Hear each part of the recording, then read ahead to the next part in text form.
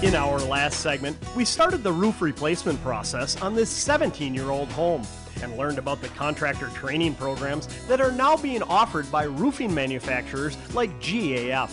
With more knowledge, better workmanship skills, and improved products, select GAF contractors can now offer elite warranties that cover both labor and product for up to 50 years.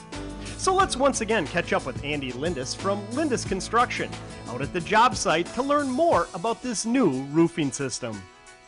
Well, Andy, we've said it throughout today's show. This crew is experienced. They are flying on this job. Yeah, all the underlayments are going on right now. Hopefully, by the end of the day, I got a brand new roof on here, everything 100% done. Okay, let's talk about the importance of a tear-off. When you're tearing off shingles, I know in previous shows you said it's not just tearing off shingles. It's really a choreographed routine, and it's a very important stage of the process. You don't want shingles flying all over the house. We want to designate one or two specific areas. So as you're removing the shingles, you're actually taking the chunk of shingle and going to that area. So not only is the people on the ground safe, you're going to make sure that you're going to minimize the whole cleanup process of the job. You know, that's a good safety conscious company. And when we talk to homeowners and say, be educated, ask those questions, ask how safe are they on the job. I see these ones are even tied off. Every single one of our guys has to wear a harness. So they're tied off. The last thing we want to do is to have some kind of an accident where a person falls off a roof.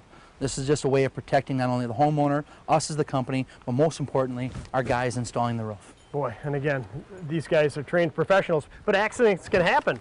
And that brings up my next question. Should a homeowner be concerned with insurance with a contractor? Is that something they should even ask? You should absolutely ask it. And you know what? Never take a person's word for it. Tell them you want to see your certificate. In fact, I would recommend you want to get the certificate mailed, emailed, faxed to you directly from the insurance company, not from the contractor.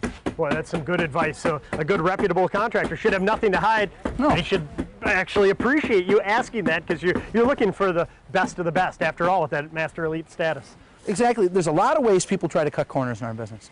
One is on training, two on safety equipment, and three on insurance. Insurance is expensive.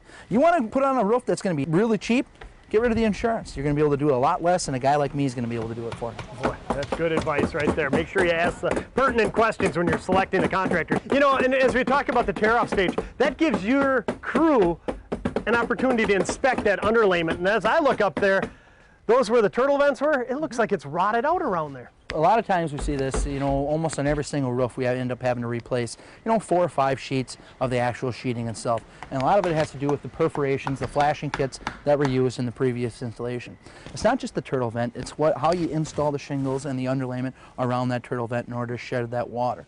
So you can see every single spot, a little bit of rotten roof. Not a big deal.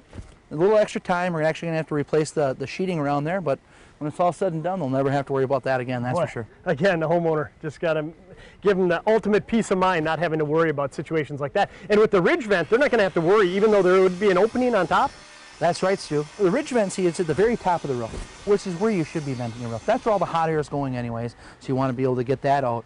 And it's at the very top, so it's going to be real easy to control any kind of moisture, because you don't have water coming directly into that vent. It's all shedding away and going to where the water wants to go, which eventually in this house will be the LeafGuard gutters.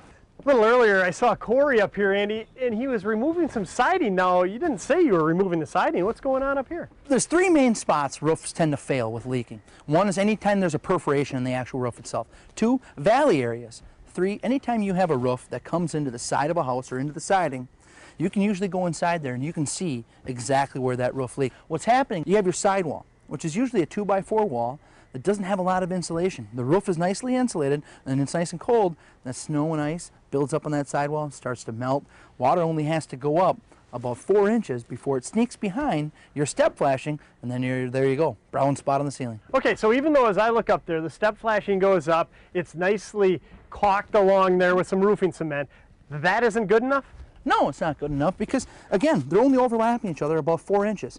So you got ice and snow built up there. Water sitting behind that. Water keeps building up, building up, building up. It goes 4 inches. It's back to the actual roofing deck itself or into the siding itself. Find its way out. It's leaking through your ceiling. So what options are there for a homeowner to alleviate that problem? Well, once we remove all the siding and take down, you can see the foam inside there and the roofing itself, we're actually going to remove all that step flashing. Then we're going to take our Weather Watch leak barrier and come into the sidewall, go up the sidewall about 1.5 feet, and then put our step flashing over the top of that. So even if water gets behind our step flashing, it's got to get behind that leak barrier. And that's going to be one of the areas that the inspector from GAF is going to come out and take a careful, close look at, because if they're backing it for 50 years, that sounds like a pretty important area. Yeah, it's definitely part of their 40-point checklist. Stick around. We'll be installing the underlayment components that go into a roof system next, when we continue with today's Home Remodeler.